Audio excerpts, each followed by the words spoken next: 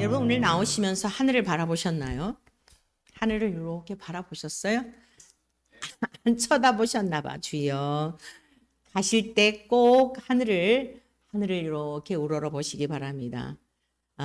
정말 구름 한 점 없는 갑작스럽게 이렇게 가을을 느낄 수 있는 그러한 날을 보면서 하나님께서 우리에게 허락하신 그 시간도 순간들도 그래요.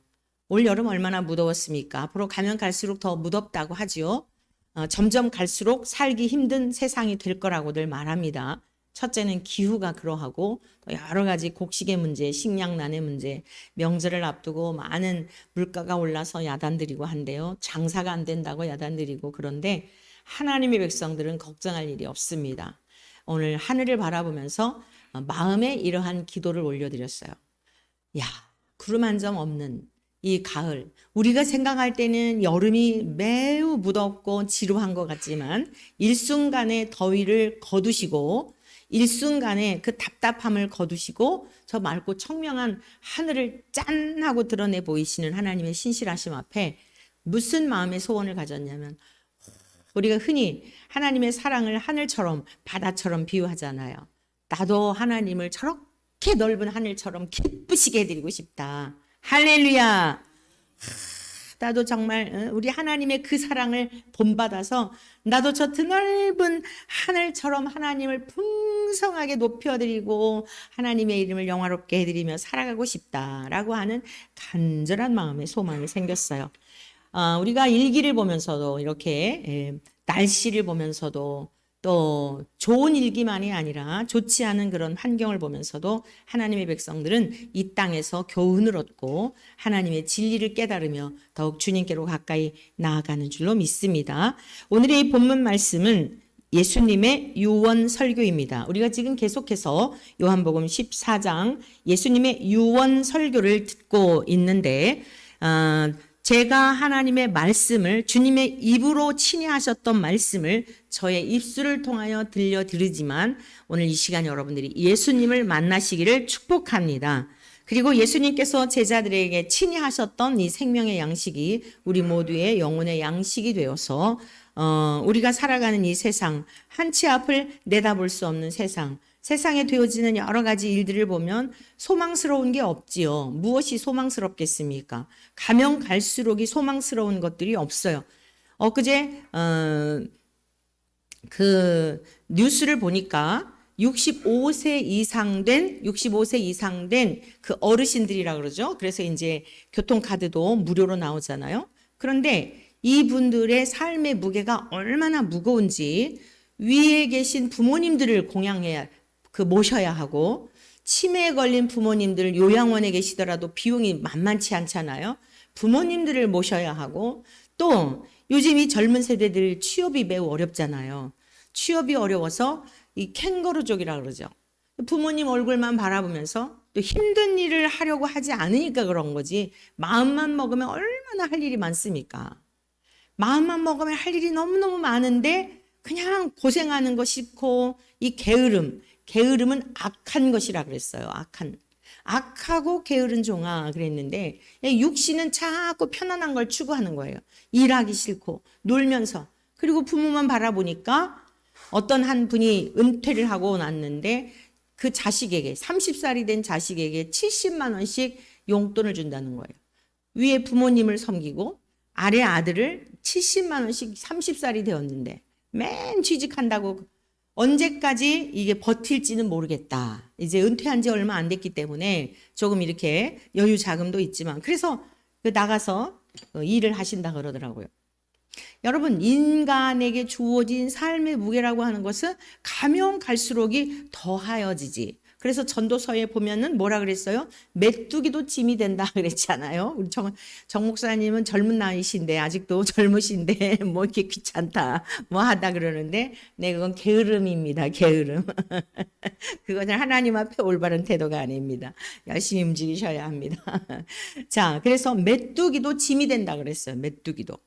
나이가 들면 들수록 다 이렇게 옷 입는 것도 귀찮은 거예요. 그리고 어떤 또 여성은 해외에 있는 여성이긴 합니다만 옷 입는 것도 귀찮다고 옷을 다 먹고 그리고 또 그걸 용감하게 사진을 올리고 하는 그런 연예인도 있더라고요.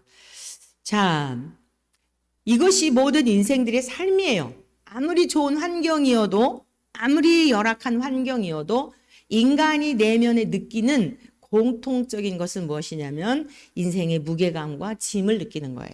잘 사는 사람은 잘 사는 사람대로, 삶의 무게가 힘들면 힘든 사람대로. 어제 정말 안타까운 뉴스를 보게 되었는데 그 배달 있잖아요. 음식 배달. 음식 배달을 하면서 1년에 1억 5천, 한 달에 1,200만 원을 버는 그 방송에도 이렇게 여러 번 나왔더라고요.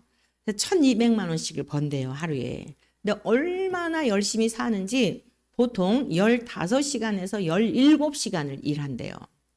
이제 지혜롭게 하는 거죠. 네, 여기서 이렇게 저기 롯데백화점까지 간다. 그러면은 그 사이를 이제 몇 군데 이렇게 해가지고 잘 시간을 관리해가지고 보니까 젊은 분이더라고요. 30대쯤 되지 않아? 30대 뭐 이렇지 않을까 싶은데 차하고 부딪혀가지고 유명을 달리했잖아요. 너무 안타깝더라고요. 그러니까 열심히 정말 인생을 그렇게 살려고 해도 원치 않는 다른 자동차하고 부딪혀가지고 결국 유명을 달리한 참 너무 안타까운 열심히 또 그렇게 살려고 하는 그런 사람들이 그런 모습을 보면 우리와 상관이 없는 것 같지만 또 안타까운 모습이고 여러분 이것이 우리네 인생의 모습이에요. 저희 딸이도 저한테 그런 질문을 해요. 왜 신앙생활을 열심히 하는 분들이 좀 일찍 가는 경향들이 있지 않느냐 그런 얘기를 해요. 그런 사람들을 더 좀 이렇게 오래 살려둬야 되지 않느냐. 하나님께서 왜 신앙생활을 잘 하시는 분들을 이렇게 먼저 데려가시는지 저에게 물어요. 하나님께서 쉬라고 하시는 거지. 열심히 정말 전심을 다해서 우리 목적지는 하나님 나라인데 천국인데 그 나라에 가서 쉬라고 안식에 들어가라고 하나님께서 모든 수고를 그치고 이제 내게로 와라 라고 하시는 거지. 하나님께서 신앙생활 잘하고 인생 마치고 나이가 많든 적든 주님 나라에 들어간 사람은 너무나 복된 거야. 문제는 뭐냐면 살아있는 사람들이 고통이지. 그리워하고 부지한 자리 때문에 그 자리를 누가 메워야 하고 그러니까 그게 힘든 거예요. 살아있는 사람들이 사실 힘든 거지. 물론 뭐 재혼도 하고 뭐도 하고 그러지만은 마음적으로는 그 비어있는 자리, 사랑하는 엄마가 계셔야 되는데 엄마가 안 계시다. 그 부지한 자리 때문에 자녀들이 힘들잖아요. 살아있는 사람들이 주님 나라 갈 때까지 그 짐을 더 해야 하니까 힘든 것이지. 수고를 마치고 주님께서 오라 하셔서 가는 것은 너무너무 복된 거야. 영원한 안식에 들어가니까. 여러분 이것이 그리스도인의 삶이에요. 우리가 아직까지도 이 땅에 두시는 이유는 뭐냐면 자격이 아직 안 된 거예요. 내가 가고 싶다고 해서 데려가질 않아요. 주님 나라에 갈 자격이 안 된 거예요. 그래서 더 훈련하고 더 준비하고 그리고서 그 나라에 들어갈 자격. 우리 주님께서 거처를 예비하러 가셨다 그랬잖아요. 십자가에서 거처를 예비하셨어요. 우리를 모든 죄의 짐을 담당하시고 죽으심으로 우리가 하나님 나라 갈 수 있는 자격을 주셨어요. 이제 그 자격 면허증을 가지고 우리가 이 땅에서 해야 할 일이 있는 거예요. 오늘의 말씀은 바로 우리에게 지금 이 시대를 살아가는 저와 여러분들에게도 남기신 동일한 내용의 유언의 말씀입니다. 그게 첫 번째가 뭐냐면 주님이 하셨던 일보다도 큰 일을 할 것이다라고 하는 약속의 말씀이에요. 우리 주님은 이제 하나님 나라에 가셔요. 우리를 위해서 십자가에서 죽으시고 부활하시고 승천하시기까지가 예수님의 사역이에요. 예수님이 이 땅에서 100년을 계속 사셨으면 얼마나 좋았을까요? 더 많은 사람들을 고쳐주고 더 많은 일들을 이룰 수 있었겠잖아요. 그런데 33세에 정말 혈기왕성한 가장 힘있게 일할 수 있는 그 연세에 주님은 딱 마치신 거예요. 그리고 하나님의 나라로 가시면서 그 역사가 끝났느냐? 아니에요. 길리웠던 제자들에게 이 복된 소식을 듣고 살아가는 오늘 우리들에게 동일하게 주님이 위임하신 겁니다. 나를 믿는 너희는 내가 했던 일이 있지만 그보다 큰 일을 한다는 거예요. 주님이 하셨던 일보다 큰 일을 할 수 있는 권세를 우리에게 주신 줄로 믿습니다. 자, 그러면 이게 무슨 일일까요? 이 일이라고 하는 것은 첫 번째, 죄를 이길 수 있는 능력이에요. 죄를 이길 수 있는 능력. 우리가 많은 이 목회자들이 말씀들을 자꾸만 곡회해서 그러니까 예수님께서 뭐 귀신을 내어 쫓았으니까 막 더 많은 사람을 내가 막 쫓는다. 어떤 그 은사적 측면에서 기적이나 표적을 보이는 측면으로 해석들을 하는데 여러분 인간이 할 수 없는 게 있어요. 도저히 할 수 없는 것이 있습니다. 그게 뭐냐면 죄의 문제예요. 우리가 죄 가운데서 태어났기 때문에 죄를 밥 먹듯 하며 살아가요. 죄를 이길 능력이 없습니다. 동의하십니까? 우리 한번 성경 말씀을 찾아보시겠습니다. 창세기 4장을 가보겠어요. 아담의 범죄 이후에 죄가 들어오면서 가장 첫 번째 그 죄의 결과 어떤 열매를 맺었는지에 대한 내용의 말씀인데 4장 7절 제가 읽습니다. 내가 선을 행하면 어찌 낯을 들지 못하겠느냐. 선을 행하지 아니하면 죄가 문에 엎드려 있느니라. 잘 보세요. 죄가 너를 원하나 너는 죄를 다스릴지니라. 여러분 항상 인간들 앞에 죄가 우리를 걸려 넘어지게 하려고 하는 이러한 것들이 있어요. 우리의 생각 속에, 우리의 마음 속에. 탐욕과 탐심과 악독과 교만과 하나님을 대적하고 거스르 온갖 것들이 있는 거예요.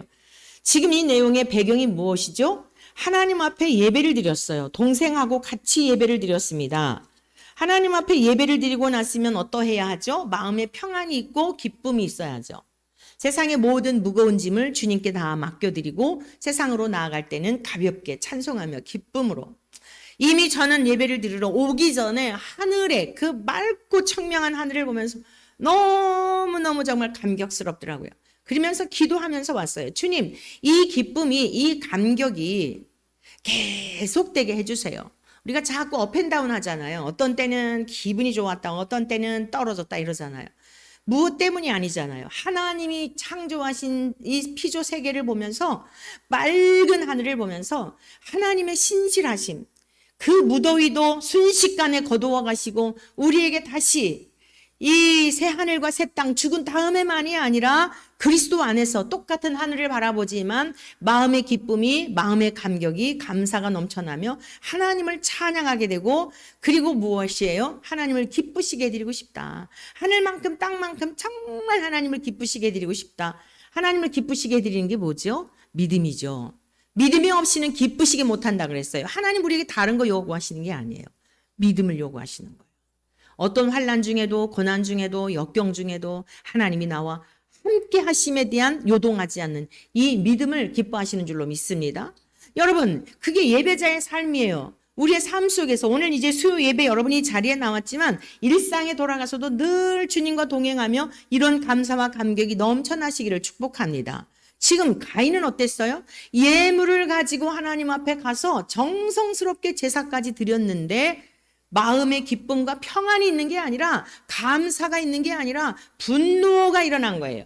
왜 분노가 있었죠? 질투심과 하나님과 나와의 관계성 속에서만 생각하면 되는데 아니 아벨의 제물을 받으셨든지 안 받으셨든지 그건 아벨과 하나님과의 관계인 거예요.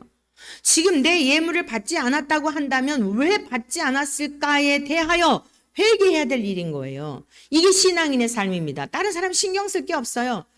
저의 재물을 받지 않은 이유가 무엇인지요? 하나님 깨닫게 해주십시오. 주님께서 지금 뭐라고 말씀하셨어요? 네가 선을 행한다면 네 마음속에 신학적 의미로 선이 뭐라 그랬어요? 은혜라 그랬잖아요. 너의 모든 삶이 나로 말미암아 사는 것이라고 한다는 것을 네가 기억한다면 감사하고 기뻐해야지. 네가 어찌 그렇게 얼굴 안색이 변하고 분한 이유가 뭐냐? 나한테 와서 예배를 드리는 의미는 뭐냐? 죄가 네 문 앞에 엎드려 있다마는 다스려라. 네 마음속에 분노가 있고 시기와 질투심이 있지만 그 마음을 따라 살아가지 말아라. 이 말씀이에요. 그런데 어때요? 이미 죄의 이 성향이 들어와 있기 때문에 힘이 없는 거예요. 이게 예수님이 오셔야 할 이유였던 겁니다. 힘이 없는 우리들을 강력한 힘, 예수님에게 있었던 그 힘을 우리에게 전가시켜 주어서 이길 수 있도록 죄를 다스리고 죄를 이길 수 있는 힘을 주시려고 오신 거예요. 그래서 죄가 너를 원하지만 너는 죄를 다스려라. 넘어가지 말고. 그런데 가인이 어땠습니까? 8절에 보면 가인이 그의 아우 아벨에게 말하고 그들이 들에 있을 때에 가인이 그의 아벨을 쳐 죽이니라. 죄를 다스렸어요? 죄를 범하게 된 거예요. 죄에 걸려 넘어지게 된 거예요. 이게 모든 인간들의 실상입니다. 다시 본문으로 가겠습니다. 그런데 우리 주님을 믿는 사람은 어때요? 내가 진실로 너희에게 이르노니 나를 믿는 자는, 자, 이렇게 연약한 우리들, 가인에게 있는 죄의 성향이 우리 모두에게도 다 들어와 있는데 이렇게 연약한 우리들을 끌어안으시고 대신 죽으심으로써 그 죄의 값을 갚아주셨기 때문에 우리 주님을 믿는 우리는 죄를 다스릴 수 있는 능력이 있다는 거예요. 그러니까 인류의 역사 가운데 죄를 다스릴 수 있는 능력 있는 자가 아무도 없어요. 첫사람 아담도 죄를 다스리지 못하고 걸려 넘어졌잖아요. 모든 인간의 실상이에요. 근데 예수님을 믿게 되면 어떻다고요? 죄를 다스릴 수 있는 능력이 있다는 겁니다. 이건 피조물인 인간으로서 도저히 있을 수 없는 기적적인 사건이에요. 오늘 저와 여러분들이 이제 의식을 바꿔야 돼요. 아유, 우리가 인간으로서 어떻게 죄를 이기며 살아요. 어쩔 수 없죠. 아유, 뭐 시기와 질투심도 생기는 거 어쩔 수 없죠. 여기 머물러 있으면 안 돼요. 시기심이 생길 수 있고 질투심이 생길 수 있고 미움이 생길 수 있고 다른 사람들의 것 보면 탐심이 생길 수 있지만 있어요. 그 죄의 성향이 들어와 있어서 이 불쑥불쑥 솟아날 때마다 그 죄의 뿌리를 가지고 성령이 불러, 우리 안에 성령님이 계시잖아요. 성령님을 의지하여서 이것을 인정하지 말고 쳐 죽이기를 축복합니다. 가인이 아벨을 쳐 죽일 것이 아니라 자기 속에 있는 죄를 쳐 죽였어야 하는 것입니다. 그래야 했다면 그는 인류의 역사가, 아니 성경의 내용이 바뀌었겠죠. 자기를 쳐 죽이지 아니할 때 다른 사람을 죽이는 거예요. 우리 안에 있는 죄의 성향을 순간순간마다 일고 있는 죄의 성향을 쳐 죽이는 은혜가 있기를 축복합니다. 여러분, 우리가 생각할 때는 굉장히 화창한 이런 날씨들을 보면은요, 어떻습니까? 너무너무 화창한 날씨들을 보면 막 행복감이 들잖아요. 근데 우울증에 빠진 사람들은요, 우울한 사람들은 화창한 날씨를 볼수록 우울감이 더하대요. 다른 사람들은 다 행복한 것 같은데 나만 굉장히 맑고 청명한 그 하늘 자체가 나의 외로움을 더하게 한다는 거예요. 이게 여러분 인간의 죄성이에요. 감사로 바꿔야 되는 거예요. 감사로 바꾸고, 제가 여기 길 건너에 살 때 저희 옆집에 그 부인이 스스로 이 아파트에서, 우리가 8층에 살았었는데 8층에서 뛰어내려가지고 이제 스스로 목숨을 끊은 사건이 있었어요. 오래전에. 근데 이 부부가, 이 모 방송국의 남편은 PD였어요. 되게 그 부부가 아주 정말 이 모습도 아름답고 그야말로 선남선녀예요. 중년이셨는데 그때 당시에 아주 뭐 부인이 항상 그렇게 피부색도 그냥 백옥과 같았어요. 그리고 늘상 남편하고 이렇게 같이 다녀요. 어디를 다니더라도 같이 다니고. 제가 마지막으로 본 날은 언제였냐면은 저기 그 우리은행 사거리 앞에서 그 부부하고 같이 이렇게 올 때 검정색 그 벨벳 옷을 입었는데 피부가 하얘니까요, 또 유난히 더 띄더라고요. 많은 그 사람들 중에서도 굉장히 귀티나는 부인이었어요. 근데 주일날 예배를 드리고 갔는데, 이제 그 일 있고 나서 주일날 예배를 드리고 갔는데 보니까 많은 사람들이 웅성웅성하고, 나중에 보니까 그날 굉장히 화창했거든요. 정말 오늘과 같이 구름 한 점 없는 그런 날씨였어요. 근데 그 화창한 날 그만 그런 거예요. 알고 보니까 이 어머니도, 그분의 친정 어머니도 우울증으로 그러하셨고, 그렇게 가셨고, 이분도 또 그 우울증이 있고. 근데 이제 제가 나중에 좀 시간이 지난 다음에 그 옆집에 방문을 했어요. 조의금을 가지고 그 따님이, 결혼한 딸이 있는데 위로하려고 갔어요. 캐톨릭 신자들이었거든요. 아무렇지도 않게 받아들이는 거예요. 할머니도 그러하셨고 어머니도 그러했고 뭐 다 좋은 데 가시지 않았겠냐고. 그러면서 제가 이제 그 실제 처음 직접 그분을 그거 이렇게 본 적은 없어요. 다 이제 치우고 난 다음이었기 때문에 직접 목격한 건 아닌데, 그래서 그렇게 항상 해맑고 늘상 그 부부가 의도 좋으신 그런 모습이었고, 우리가 이사 갈 때도 그 남편분께서 오셔갖고 뭐 못 같은 거 이렇게 박아주시고 커피도 다 가지고 우리가 이사 갔을 때 굉장히 저희들에게 그렇게 환영해 주었던 부부였기 때문에 사실 굉장히 충격적이었어요. 충격적이었으면서 제가 좀 이제 그런 부분에 대해서 관심을 더 갖는 계기가 되었는데, 화창하고 맑고 그런 날일수록 이렇게 우울감을 더 느끼는 자들이 있다는 거예요. 하나님의 사람들은요, 비가 오면 비가 오는 대로, 눈이 오면 눈이 오는 대로, 화창하면 화창한 대로 하나님의 창조의 섭리 앞에 감사하며 감격하는, 이건 훈련이에요. 생각을 바꾸는 훈련인 거예요. 우리 인간의 행과 불행이 어디 있냐면은 생각이 있단 말이에요. 마귀가 사람들을 조종하고 사람들을 도구로 사용하는 게 뭐라고요? 마귀가 예수를 팔려는 생각을 유다에게 주었다. 자, 그 생각을 덥석 받아들이게 되면 마귀의 종로로 타는 거예요. 오늘 주님께서 우리들에게, 우리 예수님을 믿는 사람은 나보다 큰 일을 한다. 우리는 감사할 능력도 없어요. 그러니까 항상 꼬부러져 있는 거예요, 생각이. 남들이 행복한 거 보면 상대적 빈곤감을 느끼는 거예요. 여러분, 남들이 행복해하는 모습을 보며 같이 행복할 수 있는 이런 생각을 바꾸는 훈련을 계속하시기를 축복합니다. 남들이 행복한 모습 보면 절로도 웃음이 나고, 젊은이들이 그냥 이렇게 알콩달콩 재밌게 사는 거 보면 우리 자식들이 그렇게 사는 것처럼 즐거워하고, 여러분 그 복이 여러분들에게도 오는 거예요. 그거 보면서 어떤 생각이 들어요? 그걸로 끝나요? 참 복이 좋다. 축복하게 되잖아요. 그럼 그 복이 여러분들에게로 오는 거예요. 그럼 아직 여러분들의 자녀가 그러하지 못하면 우리의 자녀들에게도 저렇게 좋은 가정을 이루어서 행복하게 살게 해주세요. 잠깐이지만 그 시간 여러분들이 그러한 모습을 보면서 기도하는 거예요. 영화를 보면서라도, 드라마를 보면서라도 아름다운 장면들을 볼 때 그냥 거기에 빠져서 몰입돼 가지고 그렇게 볼 것이 아니라, 정말 악한 것들을 보게 되면 저렇게 악의 결과가 많은 사람을 불행하게 하는구나. 주님, 우리 인간들 속에 있는 저런 끝없는 죄의 성향들을 우리 속에서 다 쳐낼 수 있도록, 작가들이 작품을 그려내는 거 보면 우리의 상상을 초월하잖아요. 그런 것들을 보면서 죄의 깊이를 볼 수 있고 거기에 빠지지 않도록 기도하면서 보면 그 시간도 유익이 되고 은혜가 되는 시간이죠. 근데 대부분 어떻습니까? 거기 그냥 멍 때리면서 그 생각을 다 받아들이니까 우울했다가 기뻤다가 즐거웠다가 이 조증 환자들처럼 그런 삶을 사는 거예요. 우리는 항상 하나님 앞에서 비가 오는 날에도, 눈이 내리는 날에도, 비바람이 불고 폭풍과 몰아칠 때에도 우왕좌왕할 것이 아니라 하나님의 은혜에, 그 하나님의 마음의 눈길로 왜 이런 환경을 허락하셨을까? 오늘 아침에도 우리가 식사하면서 그 막 일본으로 지금 막 뭐 산산인지 뭔가 막 해가지고 막 야단들이잖아요. 얼마나 하나님 앞에 우리가 오늘 이런 평화로운 환경을 살게 하신 것도 얼마나 감사합니까? 그러면서도 남이 걸려 넘어질 때 좋아하지 말라 그랬잖아요. 그러니까 또 더 기도를 해야 되는 거예요. 우리들은 너무 자고함으로 인하여서 우리에게도 그런 또 화가 미치지 않도록 그런 모습을 보면 하나님께서 그래도 우리 민족을 보호하고 계시는구나. 지지고 볶고 서로 싸우고 그냥 맨날 이러지만은 그래도 하나님이 우리 대한민국을 품고 계시는구나. 주님 감사합니다. 뭐 다른 나라 사람들이 막 힘들고 어려운 일을 볼 때 옳거니 잘 됐다. 우리한테 못되게 하더니 그렇지. 이런 마음도 가져서는 안 돼. 그건 하나님이 주시는 마음이 아니에요.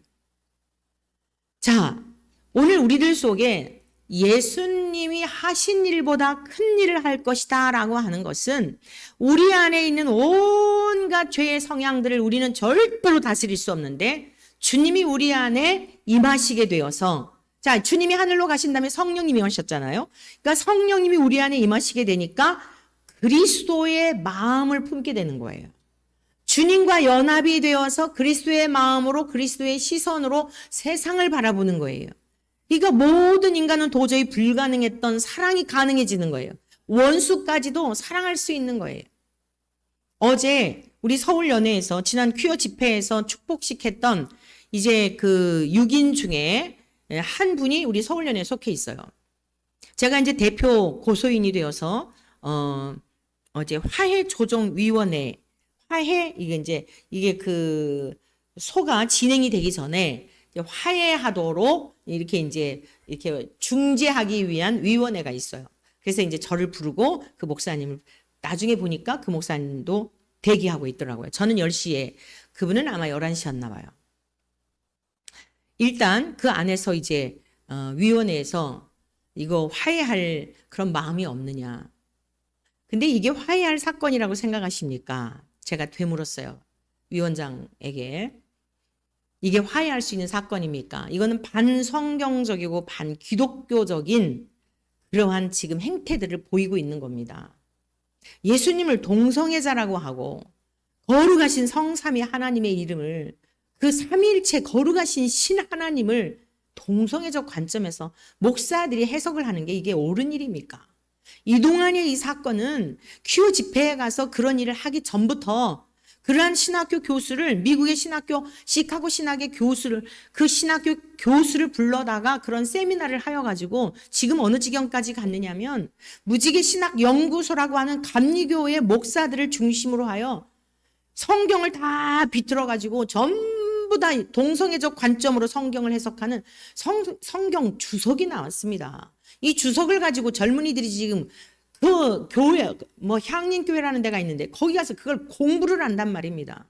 교회에 젊은이들이 없다고들 하는데 이 사람들은 자꾸 새로운 걸 좋아하잖아요. 이단에 빠지는 이유가 뭐죠? 이단에 얼마나 젊은이들이 많아요. 새 것을 좋아해서 그래요. 여러분 헤아려 새 것이 없습니다. 이미 성경을 통해 다 주셨어요. 믿습니까? 우리가 무식하고 무법한 지난 우리 베드로 후서를 우리가 말씀 주일날 듣고 있죠? 성경을 왜곡해가지고 여기서도 조금 저기서도 조금 자의적으로 해석하는 이걸 뭐라 그랬어요? 무식한 자들이라고 그랬잖아요.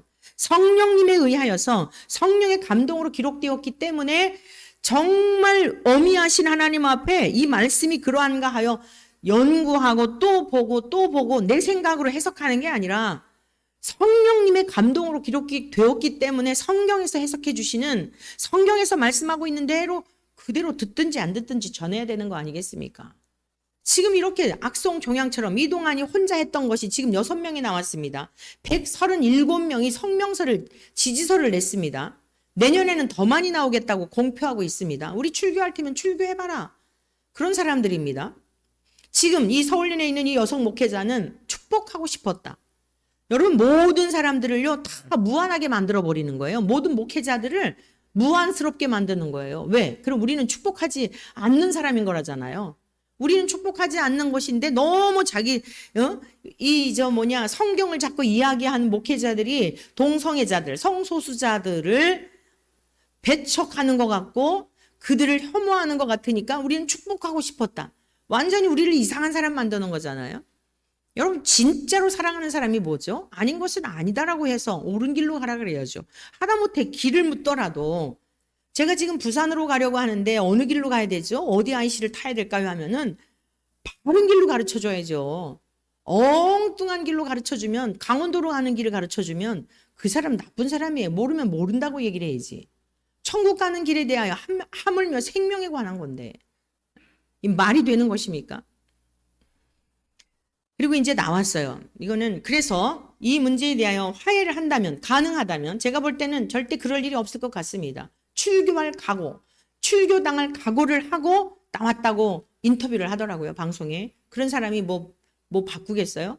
그런데 만일에 성경에 대하여 뭘 이해하였기 때문에 잘못 가르쳤었다. 그래서 하나님 앞에 너무 죄송한 일이고 또 이러한 일들에 대하여 앞으로는 동성애는 분명히 죄라고 이야기를 하고 바르게 하나님께로 돌아오면 구원받을 길이 있다라고 하는 것을 입술로만이 고백하는 게 아니라 공개적으로 이동환 사건으로 인하여서 모든 언론들 아주 세상 언론들은 신났죠. 기독교는 완전히 무슨 문외아인 것처럼 반지성적인 사람들인 것처럼 떠벌리고 있잖아요. 최근에 JTBC도 방송을 했더라고요. 막 인터뷰를 하고 무슨 대단한 영웅이나 된 것처럼 이동환이 인터뷰하면서 자 그런 방송에다가 공개적으로 하나님 앞과 교회 앞에 감리교회 목회자들과 성도들 앞에 목사로서 제대로 가르치지 못하고 바르게 가르치지 못한 것을 공개적으로 회개하게 되면 이거 거둬들이겠다 이렇게 얘기를 했어요. 그리고 제가 이제 나왔는데 마침 앉아 있더라고요. 서로 반갑죠. 영적인 문제이기 때문에 인간적으로 왼수 삼을 건 없어요. 제가 이렇게 같이 안아줬어요. 너무 가슴이 아프다. 여러분, 생명을 사망의 길로 인도하기 때문인 거지 그 사람 자체를 미워할 일은 하나도 없는 거예요. 그거 정말 진심이었어요. 제가 오면서도 생각해 봤어요. 내가 진짜 가슴 아픈 일인가? 괜히 가식적으로 한 건 아닐까? 스스로 물음을 던져봤어요. 정말 진심으로 가슴이 아프죠. 좋은 스승들을 만나서, 아니 본인도 하나님의 말씀 앞에 마음을 겸비하여서 정말 하나님의 말씀이 그러한가요? 그랬다고 한다면 정말 저럴 수 있을까? 근데 이게 참 이중적인 거죠. 하나님의 말씀을 수호하기 위해서는 어쩔 수 없는 것이고 인간과 인간의 관계성 속에서는 가슴 아픈 건 사실이에요. 그들은 또 너무 영웅심에 지금 젖어가지고 오늘도 신문에 보니까 뭐 인터넷 신문 뭐 어쩌고 저쩌고 또 어떤 목회자가 막 글을 올렸더라고요. 여러분, 주의 성령님이 우리 안에 계시지 않으면요, 죄가 무엇인지에 대한 것도 이해가 안 되는 거예요. 윤리적이고 도덕적인 관점에서만 자꾸 죄를 생각하는 거예요. 성경은 철저하게 하나님과 우리와의 관계성 속에서의 죄를 말씀하고 있는 게 이게 지금 성경 전체가 죄에 대한 개념에 대해 말씀하고 있는 겁니다. 그러면 우리가 부모님에게 거역을 하고 인간과 인간의 관계성 속에서 문제가 생기는 이유는 뭐냐? 하나님과의 관계가 어그러졌기 때문이에요. 하나님과의 관계가 바로 되게 되면 두 번째, 주님께서 우리를 위해 죽기까지 사랑하셨잖아요. 주님께서 우리를 위해 죽기까지 사랑하신 그 사랑이 가능한 거예요. 그 삶을 사도들이 친히 살아냈잖아요. 인간이 다른 사람을 위해서 죽을 수 있다? 여러분, 아무 죄도 없는 내가 저 사람의 죄를 뒤집어 쓰고서는 나는 죄가 없는데 저 사람의 죄를 대신 뒤집어 쓰고 자기가 대신 죽을 수 있다? 저 사람의 영혼을 구원하기 위해서 그냥 육체를 구원하기 물에 뛰어들고 이거는 가능해요. 그냥 본능적으로 막 허우적거리니까 막 생각할 겨를 없이 전철에 뛰어드는 사람 건져줄 수는 있어요. 근데 여러분이 영적인 이 세계라고 하는 것은 그 사람 존재의 인격입니다. 근데 나는 아무런 죄가 없는데 죄 없으신 예수님이 나를 위해서 죽으셨어요. 근데 이게 하나님의 아들이시니까 가능한 거예요. 인간으로서는 죄에 대한 분별력도 없으니까 다른 사람을 위해서 죽는다? 그 복음을 위해서 죽는다? 불가능한 거예요. 지금 주님이 말씀하신 게 뭡니까? 그보다 큰 일을 하리라. 주님이 우리를 위해서 죽으심처럼 우리도 영혼을 구원하는 일을 위하여 죽음의 자리까지 갈 수 있다는 거예요. 순교적 삶을 말하는 거예요. 우리의 자아를 죽일 뿐 아니라 우리의 교만과 우리의 의의를 죽일 뿐만이 아니라 영혼을 구원하기 위해서, 그래서 바울 사도가 그 길을 갔고 베드로 사도도 그 길을 갔고 사도 요한도 그런 지경에까지 던져졌지만 하나님께서 순교적 사명이 아니기 때문에 사도 요한만이 이 복음을 기록한 사도 요한은 자연사를 하셨죠. 빨리 주님 나라 가고 싶었지만 가장 오래 백수를 한 100세까지 거의 살았던 그런 믿음의 선진 아니겠어요? 그 삶의 주권은 하나님께 있는 거예요. 살고 죽음의 주권은 하나님께 있는데 중요한 게 뭡니까? 이 땅에서 죽어야 할 일이 있다는 거예요. 이 땅에서 우리의 자아, 우리의 교만, 우리의 의, 이러한 것들을 절대 인간의 힘으로는 못 죽입니다. 그래서 살인이 나는 거예요. 자기 자존심 건드려서 살인이 나는 거예요. 그런데 우리 주님과 연합이 되면 나의 자아, 나의 의, 나의 교만 이런 것을 죽일 수 있는 능력이 있어서 그게 주님과 연합된 참 포도나무이신 주님과 연합된 포도나무의 열매, 참 포도나무 가지가 맺는 열매인 것입니다. 그래서 죄를 이길 수가 있고 뿐만 아니라 하나님께 온전한 순종을 할 수가 있어요. 우리 힘으로는 순종 못해요. 첫사람 아담 순종 못했듯이 우리도 순종하지 못합니다. 그러나 예수님이야말로 하나님과 동일한 분이시잖아요. 동급이시잖아요. 우리 빌립보서에 있는 말씀 같이 찾아보시겠습니다. 빌립보서 2장 한 목소리로 같이 합독해 보겠습니다. 5절의 말씀. 다 같이 읽겠습니다. 시작. 너희 안에 이 마음을 품으라. 곧 그리스도 예수의 마음이니 그는 근본 하나님의 본체시나 하나님과 동등됨을 취할 것으로 여기지 아니하시고, 자, 예수님은 하나님과 동일한 분이세요. 본체세요. 본체. 죄가 전혀 없는 하나님과 동일한 본질을 가지신 분이고 본체이십니다. 영광이십니다. 그런데 어떻게 됐다고요? 하나님과 동등됨을 여기지 아니하시고 오히려 자기를 비워, 예수님이 자기 스스로 낮추시고 종의 형체를 가지사 인간의 모습으로 오셨다는 것 자체가 죄인이라는 뜻이잖아요. 신이신 하나님이 그 하나님과 동일한 본질을 가지신 육체를 갖고 육체를 입고 오셨지만 여전히 죄가 없는 분이신데 종의 형체를 가지사 사람들과 같이 되셨고 사람의 모양으로 나타나사 자기를 낮추시고 죽기까지 복종하셨으니 십자가에서 죽으심이라. 십자가는 또 어떤 죽음이에요? 가장 극악무도한, 가장 악한 죄수가 받는 사형법이거든요. 로마의 처형법 가운데 가장 죄를 더 이상의 죄인이 없는 거예요. 그 처벌을 받으신 거예요. 예수님이 이렇게 낮추신 거예요. 자, 우리들은 어때요? 누가 한마디만 해도 막 자존심 상하게 하면은 팔팔 뛰고 뭐 막 서로 난리가 나잖아요. 그게 우리 모두가 지금 살아가는 이 세상이잖아요. 그래서 세상이 시끄럽잖아요. 가정에서도 시끄럽잖아요. 그런데 예수님을 믿는 너희는 예수님이 하셨던 일보다도 그 일을 할 수 있다는 거예요. 죽어질 수 있다는 거예요. 낮출 수 있다는 거예요. 순종할 수 있다는 것입니다. 하나님 아버지 앞에. 예수님의 그 순종이 우리의 순종이 되어서 우리도 맞습니다. 옳습니다. 제가 죄인입니다. 저의 죄 때문이죠. 여러분의 가정에 하나의 미랄로 썩어질 수 있다는 거예요. 인간으로서는 도저히 불가능해요. 그런데 우리 안에 계시는 성령님의 권능을 통하여 하나의 미랄이 땅에 썩어지니까 거기서 어떤 역사가 나타나요. 아무 열매도 없었던 여러분의 가정에 새 생명을 맺는 역사가 일어나고 가족들의 변화의 역사가 일어나고 여러분들이 머무는 곳마다 만나는 사람마다 이전에는 그냥 똑같은 친구들이었는데 소금이 빛이 맛이 안 날 수가 없고 빛이 안 비칠 수가 없죠. 여러분이 가는 공동체 속에 새로운 역사들을 이루게 되는 이러한 능력이 있다는 거예요. 사랑하는 성도 여러분, 이 능력을 행하며 살아가는 저와 여러분 되시기를 축복합니다. 자, 그렇다면 하나님께서 이렇게 십자가에 죽기까지 최종적인 목적은 뭐예요? 첫사람 아담 가장 영광스러운 모습으로 창조되었는데 하나님 앞에 말씀을 불신하고 불순종하여 하나님과 관계가 단절이 되고 모든 사람들의 죄의 아비가 되었잖아요.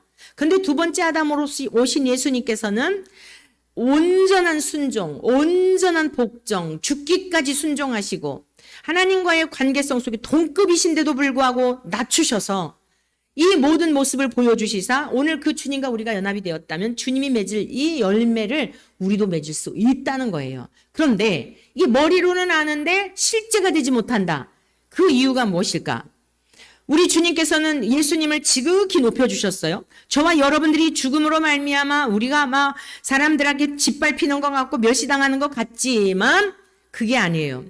우리 주님의 이름을 높이셨죠. 하나님이 그를 지극히 높여 모든 이름 위에 뛰어난 이름을 주셨죠. 하늘에 있는 자들과 땅에 있는 자들이 우리 주님의 예수의 무릎 앞에 무릎을 꿇고 주님을 경배하며 자기 인생을 다 걸게 하고 주님을 위해 살게 하셨죠. 이 놀라운 영광을 주셨죠. 그게 성경에 나오는 모든 믿음의 선진들의 지금 예수님만 그 영광, 예수님께만 하나님이 영광을 주신 게 아니라 사도 베드로에게도 바울에게도 요한에게도 야고보에게도 다 여러분 야고보서를 기록한 야고보 같은 경우에는 예수님이 승천 이후 부활하신 이후에 믿은 사람이에요. 그런데도 불구하고 처음 된 자나 나중 된 자나 상관없이 누구든지 주께로 돌아오기만 하면 영광스럽게 하시는 그 은혜를 이 성경에서도 다 지금 보여주고 있는 거예요. 이걸로 끝난 게 아니라 우리들도 그 영광을 주시기 위하여 나보다 큰 일을 하겠다라고 하는 것은 너희들이 세상에 헛된 영광을 구하지 말고 첫사람 아담에게 물려받은 죄의 유전을 따라 그렇게 살지 말고 내가 너희들 위해 죽었으니 너희들도 나와 함께 죽어. 그러면 너희들도 내가 맺혔던 이 열매들을 맺게 될 거야. 피조물로선 도저히 할 수 없지. 이거는 정말 놀라운 기적이다. 주님이 지금 이 말씀 하시는 거예요. 그런데 자, 결론적이에요. 다시 돌아갑니다. 요한복음 14장입니다. 우리가 왜 머리로는 알겠는데 이러한 일들을 행할 수가 없는 것인가? 13절 비교를 가르쳐 주셨어요. 주님께서 다 같이 읽습니다.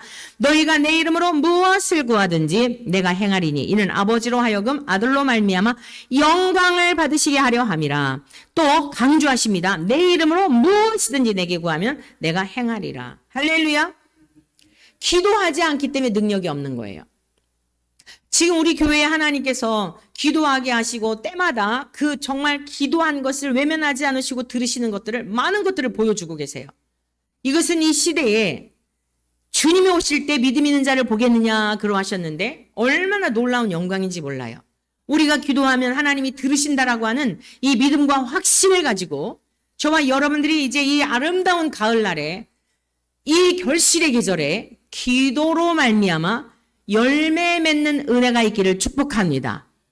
교회를 위해서 기도한 그 열매를 맺게 되기를 축복합니다. 나라와 민족을 위해서 기도하고 교단을 위해서 기도하고 그의 나라와 그의 의를 위하여 기도한 그 기도의 열매의 계절이 되기를 축복합니다. 그런데 그 기도의 분량을 채워야 돼요. 분량을. 열매를 딸 때 그냥 따지 않아요. 농부는 정확하게 알아요. 딱 색깔을 봐도 알아요. 이걸 지금 사과를 딸 때인지 조금 더 며칠 있어야 하는지 옥수수를 지금 꺾어야 할 때인지 아직 더 두어야 할 때인지 나온 이파리만 봐도 알아요. 농부는. 저와 여러분들이 아직까지도 응답이 되지 않은 부분들, 아직까지도 보류되어져 있는 부분들, 우리의 기도의 분량을 채울 수 있기를 축복합니다. 이제 우리가 그동안 좀 몇 개월 동안 편히 쉬었어요. 물론 쉰 건 아니에요. 아침 방송을 통해서 우리가 말씀으로 영혼의 양식을 먹었어요. 이제는 9월서부터 치열하게 얼마나 좋아요. 이제 날씨도 선선하지, 기도하기 좋은 날이지.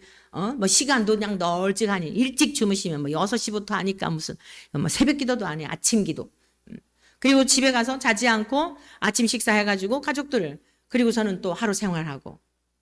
여러분 너무너무 좋은 기회를 주셨어요.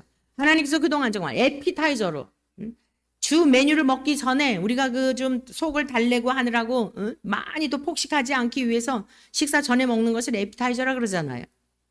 우리가 이제 본격적으로 하나님 앞에 기도하였을 때에 어떤 일들을 이루실지 잔뜩 준비해 놓으신 선물 보따리가 있는데 그 선물 보따리를 우리가 주님의 이름으로 아버지께 구할 때 예 여기 있다. 할렐루야. 기도해야 합니다. 주님보다 큰 일을 어떻게 우리가 해요? 어떻게 우리 죽여요? 어떻게 우리 펄펄 끓는 이 혈기를 죽일 수 있습니까? 세상의 것이 여전히 좋은데 어떻게 세상의 것을 버릴 수 있습니까? 혈기 충만하고 교만으로 가득 차 있는 우리를 어떻게 이길 수 있습니까?